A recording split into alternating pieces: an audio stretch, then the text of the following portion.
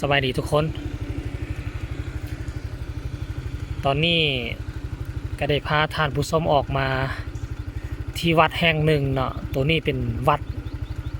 แต่ว่าเขาเจ้าส่วนใหญ่จะบ่เอิ้นวัดหรอกเขาเจ้าเอิ้นว่าพระธาตุเนาะพระธาตุโพนเผาเป็นอย่างจึงพามานี่ตียามนี้ใกล้สิออกฤดูหนาวละสิพาทุกคนมาเบิ่งตะเวนตกดินอยู่นี่เนาะงามๆพี่น้องเนาะปกติแล้วอยู่หลวงพระบางนี่เขาเจ้าเบิ่งตะเวนตกดินกันก็อยู่วัดโพสีเนาะแล้วก็วัดพระบาทใต้แต่ว่าตัวนี้ก็เป็นอีกจุดหนึ่งเนาะที่สามารถเบิ่งตะเวนตกดินได้พี่น้องโอเคเดี๋ยวเราสิพาทุกคน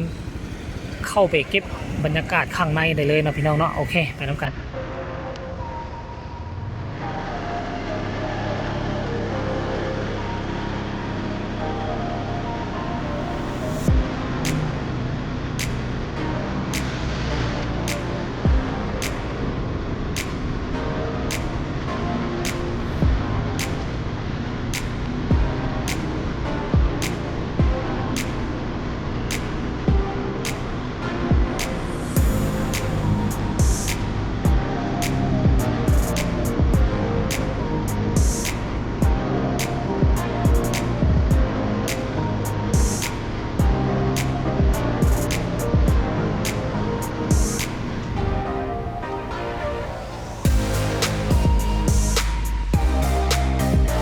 บางกี้เนี่ยขึ้นมาเนาะมันเป็นทางขึ้นนะขึ้นมอท่านก็มีทางแยกขวาลงไปเนาะ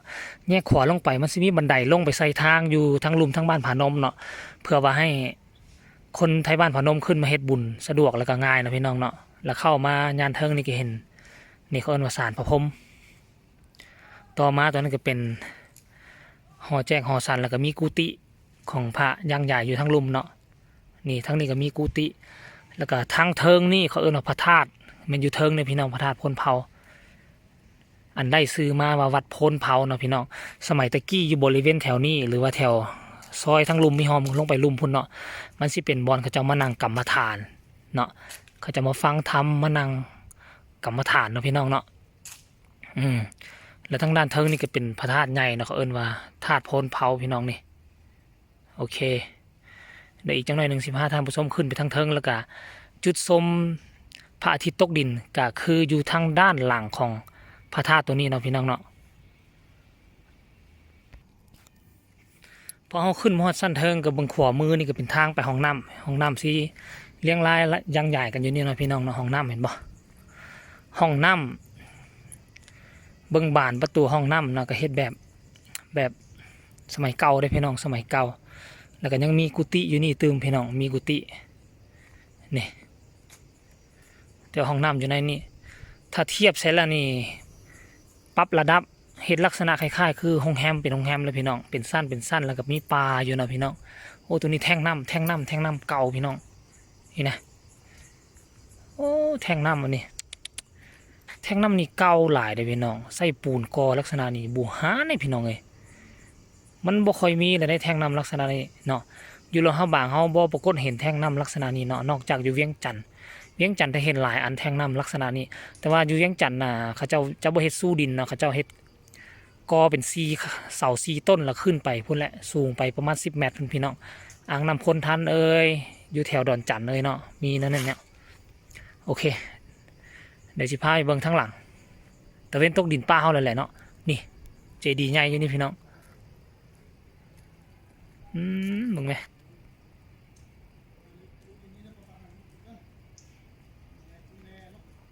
นี่พี่น้อง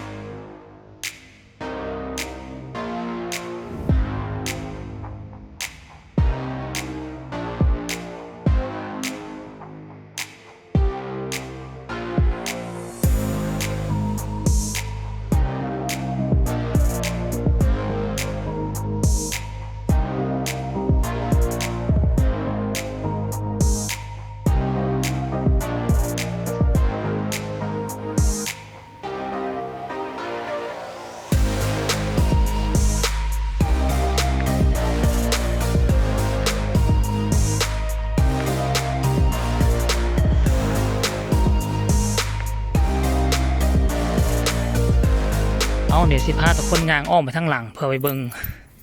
จุดชมวิวพระอาทิตย์ตกดินเนาะปกติตัวนี้นี่เราสามารถเข้าไปทางด้านในได้พี่น้องเข้าด้านในได้อยู่นี่มีทั้งหมดประมาณ5สั้นพี่น้องหุ่นสั้นที่5สั้นมีหูน้อยๆเป็นปองอยู่นี่แหละพี่น้องเห็นบ่นี่สั้นที่5เนาะเป็น5สั้นผมได้เนาะอยู่นี่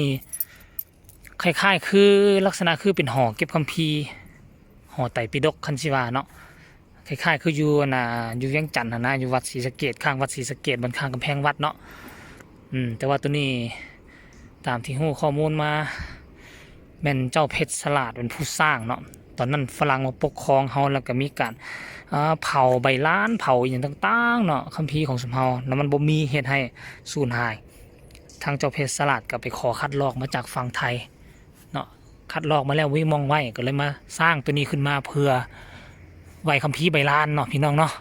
ข้อมูลข่าวๆลักษณะนี้ถ้าหากว่าบ่ถูกประการใดก็ให้ทุกคนคอมเมนต์บอกกันเนาะต้องขอโทษขออภัยหลายๆเอานี่ปกตินี่ตะกี้หันต้นจำปาอยู่นี่ยังบ่ทันใหญ่สมเฮามาอยู่นี่เนาะเบิ่งตะเวนตกดินเนาะพี่น้องเนาะแต่มาบัดนี้นี่ต้นจำปาใหญ่ต้นไม้ใหญ่แล้วเฮามาเบิ่งตะเวนตกดินอยู่นี่ก็ค่อนข้างว่ายากเนาะแล้วก็บ่งามปานใดนี่โอ้ยตะกี้หันเขาถางต้นไม้ใหญ่ออกได้พี่น้องแล้วเฮ็ดให้เฮาเบิ่งตะเวนตกดินเห็นง่ายงามลงไปนี่ก็เป็นเส้นทางออกจากขวาน้ำคานมาเนาะลงไปลุมนี่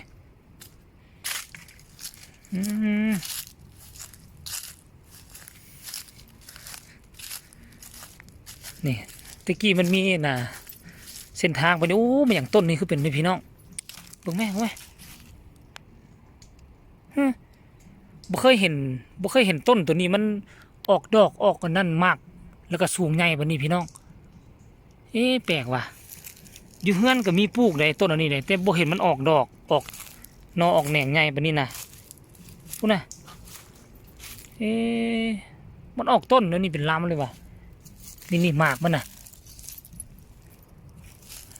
พี่น้องนี่มุมนี่จะให้เบิ่งงามนี่พี่น้องนี่โอ้เหลืองใสพี่น้องเห็นบ่เหลืองใสอารามเลยพี่น้องมองไหมนี่เอามุมกว้างให้เบิ่งอยู่ที่ท้ายหูให้เบิ่งพี่น้องโอ้แจ๋วอันนี้วัดป่าพลเผาเด้อเป็นวัดที่ค่อนข้างว่าถ้าคนในพื้นถิ่นในท้องถิ่นนี่จะฮู้เนาะจะฮู้แต่ถ้าว่าเป็นคนของต่างแขวงโดยเฉพาะคือต่างประเทศนี่บ่ฮู้นะพี่น้องบ่ฮู้เนาะวัดนี้ก็มีความสำคัญหลายได้ฮอดยามฤดูหนาวนี่เดือน1เดือน2เขาจะให้บุญมหาศาสตร์เดือน12นี่เนาะปีนี้น่าจะเฮ็ดแล้วล่ะบ่เนาะพี่น้องเนาะแล้วทุกคนก็สิพากันมาเฮ็ดบุญอยู่นี่แหละเนาะตอนยังน้อยๆก็หักเห็นละอันนี้นะวัดตัวนี้เนาะเห็นบอกเบิ่งการก่อสร้างเบิ่งกันโครงสร้างของมันเบิ่งตีนนี่เนาะเขาเจ้าจะก่อสร้างด้วยหินแข็งเนาะสมัยตะกี้นี่หินแข็งอย่างเดียวเลยพี่น้องก็มายุคใหม่ๆก็เริ่มจะใส่แนวอื่นแล้ววิธีแนวอื่นแล้วพี่น้องเห็นบ่ถ้าเขาสั้นที่1อยู่นี่เนาะเป็นห้องโถงใหญ่มีพระประธานให้เขาไปกราบไหว้เนาะสมัยตะกี้อยู่นี่จะบ่ได้เสียค่าเข้าเนาะแต่ว่าเขาเข้าไปแล้วเขาก็เฮ็ดบุญย้อนใช้ตู้บริจาคเขา2-3,000 5,000 10,000เนาะเพื่อเฮ็ดเป็นค่าน้ำค่าไฟเขาเนาะบ่ฮู้ว่าเดี๋ยวนี้มันยังจะฟรีอยู่บ่เดี๋ยวจังได๋สิไปถ่ายป้ายทั้งหน้าให้เบิ่งเนาะพี่น้องสั้นที่2ก็เป็นห้องพระประธานคือกันเนาะและอ้อมข้างก็สิมีตู้เพื่อให้เก็บคัมภีร์สั้นที่3สั้นที่4ก็มีตู้หลายบ่อนเก็บคัมภีร์แล้วพี่น้องเนาะเป็นจุดหนึ่งที่ควรจะมาพี่น้องควรจะมาเด้อพี่น้องเด้อนอกจากภูสีนอกจากวัดพระบาทใต้ที่เขาเจ้าไปส้มพระอาทิตย์ตกดินแล้วก็ยังมีบอนนี่ได้พี่น้องตะกี้สมัยตะกี้เนาะบอนนี่มีคุณค่าทั้งวัฒนธรรมและก็ประวัติศาสตร์ของสมเฮาเนาะพี่น้องเนาะหอตัวนี้นะโอเคเนาะพี่น้องคลิปนี้ก็ฝากไว้สำหรับเด้อพี่น้องเด้อฝากทุกคนกดไลค์กดแชร์กดติดตามมาได้คลิปนี้จบกันโดยที่